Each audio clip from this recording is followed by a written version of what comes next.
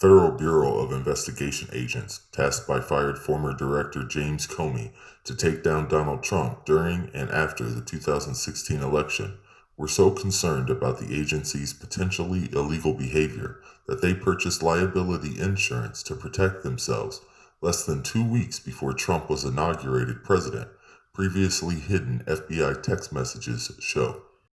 The explosive new communications and internal FBI notes were disclosed in federal court filings today from Sidney Powell, the attorney who heads Michael Flynn's legal defense team.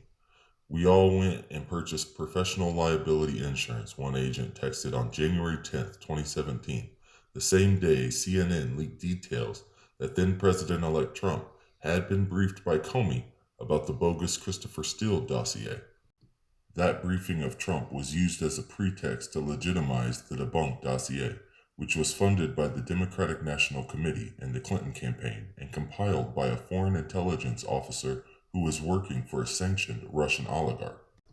The primary subsource that former British spy Christopher Steele used to compile his anti-Trump dossier in 2016 was the subject of an FBI counterintelligence investigation a decade ago, according to details authorized for release by U.S. Attorney John Durham, who is investigating the origins of the FBI's Trump-Russia probe.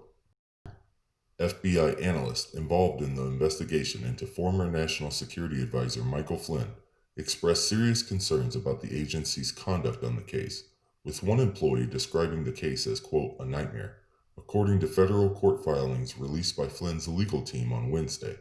The documents detailed conversations between FBI employees in the early days of its probe into improper dealings between Flynn and Russia.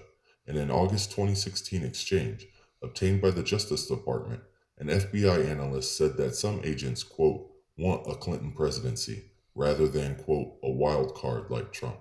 As the investigation progressed, some FBI analysts questioned the agency's use of national security letters, or NSLs, a type of subpoena that doesn't require a judge's approval, to investigate Flynn's finances.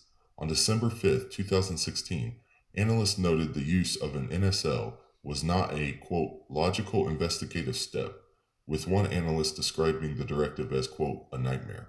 FBI employees also discussed a January 5, 2017 briefing attended by then-President Barack Obama, key members of his administration, and then FBI Director James Comey.